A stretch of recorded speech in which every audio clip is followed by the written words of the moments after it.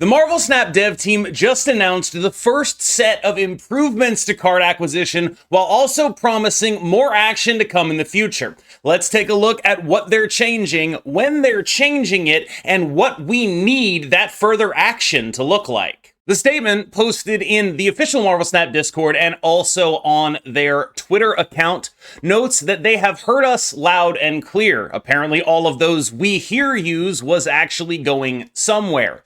They also note that the changes that they're talking about for January are explicitly not full reworks and are explicitly band-aid solutions. In other words, they are changes they felt they could make quickly enough and that would do enough good getting out there quickly that they would be able to then work on more comprehensive solutions. When looking at what those changes actually are, I personally believe that that is an appropriate assessment of what they are going to be. So here's what's happening in January. The first thing, and I think this might be the most important thing, is that they're doubling the acquisition rate of Series 3. When I first started playing this game, it would take about 3 to 4 months to finish Series 3 if you weren't spending anything. That has ballooned upwards with series drops to maybe about 7 or 8 months at this point. There are a lot of cards in the game, and Series 3 contains a lot of interesting ones. What they've done is effectively doubled the acquisition rate of Series 3 cards. What that means is when you're moving through Series 3, you will now do it at twice the speed. To me, that is objectively a good decision, but it is one that ultimately just sort of resets us to where we were when all of this started. We'll talk about that a little bit more later. Ultimately, I do think it is a correct response to what I would almost describe as inflation, Series 3 inflation. This is saying, all right, we recognize that the circumstances have changed. Let's dial it back to where it was when we started and see what that does for people. I think this is probably a very good thing. When I asked about it on Twitter, I got a variety of responses. A lot of fairly enfranchised players were saying things like, "This does absolutely nothing for me," which is true. If you're done with Series 3, this change does absolutely nothing for you. We'll talk about the second one in a bit. That one might do a little bit more for you. However, that is a meaningful barrier. I think one of the things that has worried me the longest in terms of Marvel Snap is how do we get new players into this game? And while I don't necessarily think that this is a change that will get new players more easily able to get into the game full stop, because Series 4 and 5 still exist, I do think that it's the kind of thing that is objectively a good decision to make it at least a little more possible for a new player to start acquiring all of these cards. In addition, because we now have more 8 ways of actually getting Series 4 and 5 cards than we did when I started playing the game, because Series 4 and 5 didn't exist, we are now a little bit more able to hard target decks if you're in early Series 3 with the expectation that you will acquire the cards needed to fill them out by a certain point on the collection track guaranteed. That makes purchasing things that may require Series 3 cards to go with them a little bit more understandable and a little bit better of a decision. Is this a perfect solution? In my opinion, no, but it is, as they say, a relatively good band-aid. I don't want this to be all we get, though. And I think a lot of the reaction to how this has been announced is people looking at this and saying, that's cool, but it's not enough. And I'm looking at the way they've worded this, and I believe that if this is something that is a genuine window into their mindset, they are saying the same thing. Reading between the lines here, what they're saying is, we know this isn't enough, but it's what we can do really fast while we work on other stuff. And I think that is a fairly acceptable compromise to me. Moving on to the second band-aid, which is doubling the amount of tokens you now get as the fallback reward if you get a duplicate in the cache. I think that this is again, it's like the kind of thing that's objectively good, but to me, again, it's a response to inflation. I think it was reasonable to have 1,000 tokens in the caches when there were 45 cards in Series 5. Now we have 80 cards in Series 5, and it's reasonable to have 2,000 tokens in the caches, right? But the point is that we got from 45 to 80, and there's no guarantee that we won't get from 80 to 120. Like the relative value here is what matters. It's the fact that people feel like cards are getting harder for them to acquire. More cards are coming out. They all cost the same, and you're getting less because more cards are coming out and less of them are dropping to where you can acquire them for free. And I think that that is the squeeze people are feeling. And so when I look at something like this, I say, good. It's correct to account for inflation in this way. These two changes are things that I sort of look at and I say, oh, they're bringing us back to the relative value equation of where we were when Spotlight caches dropped. And full disclosure, I was fairly optimistic on Spotlight caches. I remember being very into Spotlight caches and then very not into Flexible series drops. I think if you go back far enough, you can find a video that says Flexible series drops : not good as like the thumbnail or something like that. And I sort of made the mistake, I think, of looking at them as two different things. Like, these are not two different things. They are fundamentally tied together in a way that I think I overlooked at the time. And right now, while I do think it is objectively good to add that extra 1,000 tokens into the fallback reward, that's awesome. Whatever we can get, I'll take it. But it's not fixing the underlying bloat issues here. Like, what they've done is take a look at the ratio, basically. Oh, okay, we put too many cards in Series 3 because that's what we have for Series drops, because the only way to actually give stuff out for free is to drop it into Series 3. So because of that, Series 3 has gotten much, much larger. So let's just double the rate of acquisition of Series 3 because we need to reset to the beginning. Sure, whatever. And then you do the same sort of logic on the 1,000 tokens, where it's like, all right, 1,000 tokens maybe made sense when there were 45 cards in these caches. Now there's 80 cards in these caches, and we have to double that number. Cool. But what's getting to me is we were already in this situation. We're just back to where we were when Spotlight caches started. We traveled back in time 8 months or whatever, or 12 months or whatever, or 18 months or whatever. I haven't done the math on how far back in time we've traveled, basically. But it's still the same system that put us in the hole that in which this needed to be fixed. And so I think when we zoom out a little bit, these are changes that are objectively good. They're probably the best thing Marvel Snap has done for its economy ever. Like, not a lot of competition in that area, but yeah.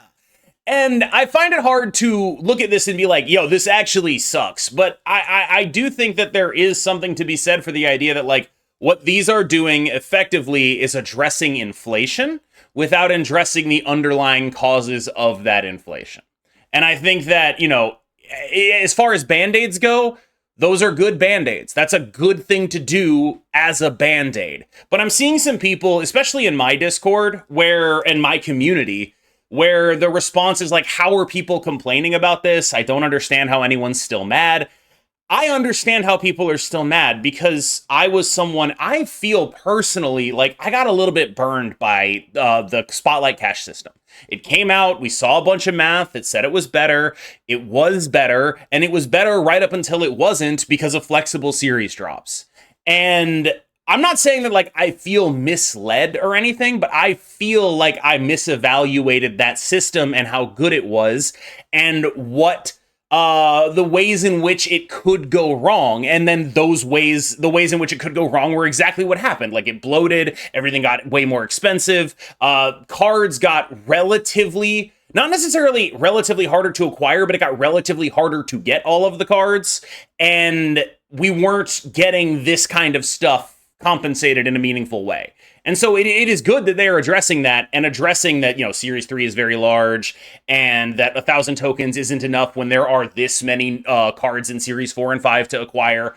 All of that is good. I just think that I do understand how people can look at this and say that it's not enough. I do get it, because this is putting us back, at best, to where we were when Spotlight caches dropped, which is slightly better than the token shop, which was terrible. And I do think it would be fair to say, this is good. I appreciate the Band-Aids, but Band-Aids usually go on, like, small stuff, right? And if you put a Band-Aid on something really big, it's not going to be enough. You're going to need to actually get the surgery.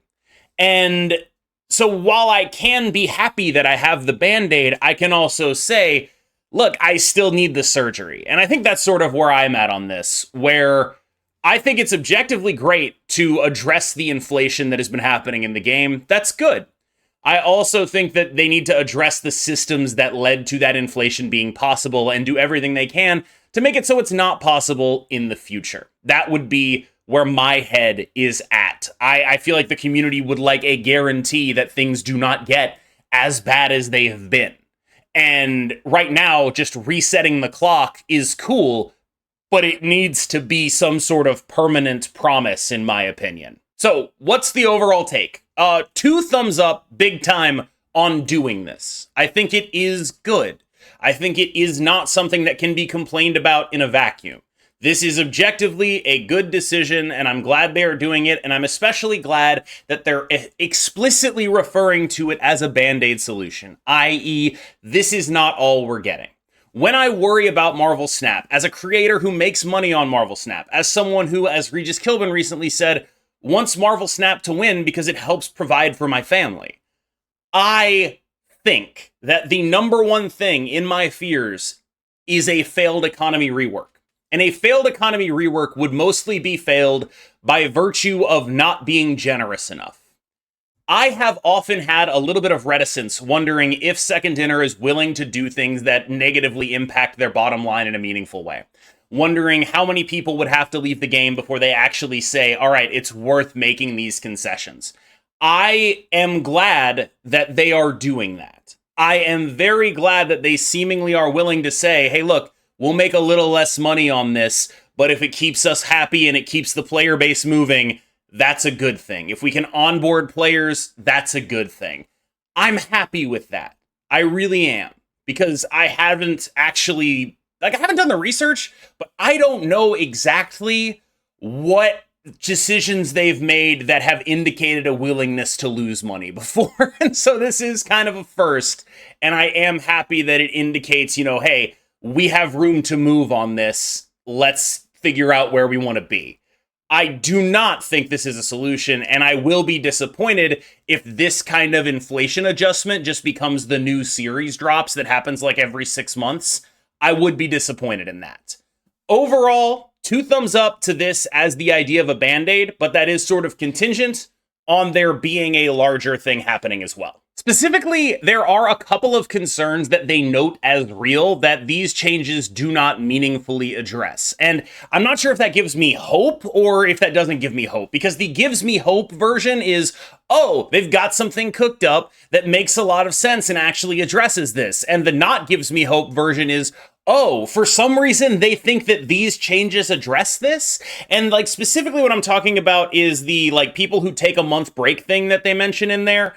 I don't see how this helps those people at all. And I would like to see that get addressed. The fact that Spotlight caches are so insanely FOMO heavy, where it's just you have this 1 week to figure out if the card is worth buying or not, I truly dislike that. And I would like to see that addressed. And these changes don't address that at all. In addition, the bit where he's talking about overall lack of agency in acquiring new cards, I don't think this addresses that either, where it's we still have a pretty clear, you have the 1 week, you don't have any, some of these changes address 2 of these bullet points. There are 2 of these bullet points that sit unaddressed.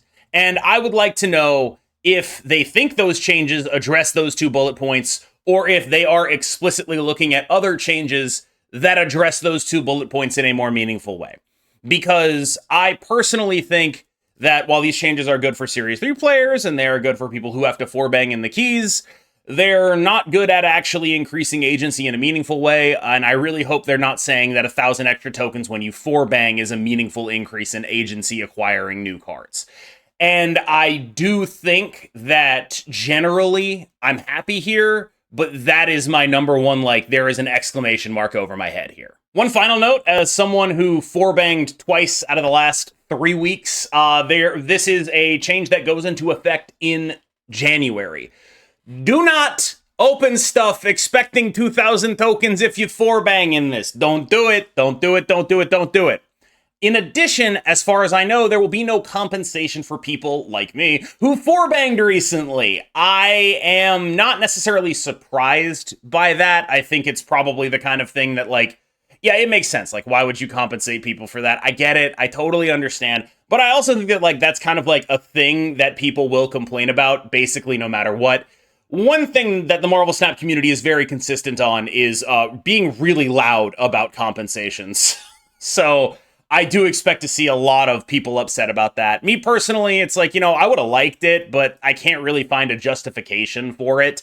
It's not like when you get a raise at work, you're like, actually, you should have been paying me that rate previously. Like, I don't know. Analogy's not amazing, but I do think that the choice to not give compensation here, while probably objectively fair, is going to give people who like complaining something to latch onto. And I would encourage you, if you're one of those people who like complaining, who want something to latch onto, pick something that's a little bit better to latch onto, like that this doesn't actually solve anything. Or like that, these are band-aids, but we definitely need more. Because I think that's a smart complaint to register here. I think it's a generally correct assessment, and I think that would be a good message to send, frankly, which is like, we're happy that you're doing this, but resetting us to the starting point of spotlight caches still leaves us in the system that put us in this hole in the first place, and you're going to need to do something about that. All right, y'all, thank you for listening to the Yapathon. I was originally going to make this into a,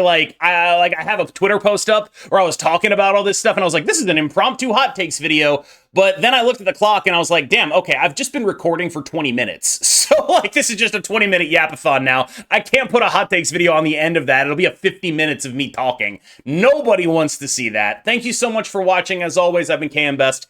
Let me know what you think in the comments. I am really interested in the reception here. This is the first change I've seen where it feels like more than 50% of my responses are like, I think this is actually pretty good. I am cautiously optimistic, I would say, but I do not think that I am locked in until I see something more concrete. As always, thank you so much. You've been phenomenal, and I'll see you in the next one.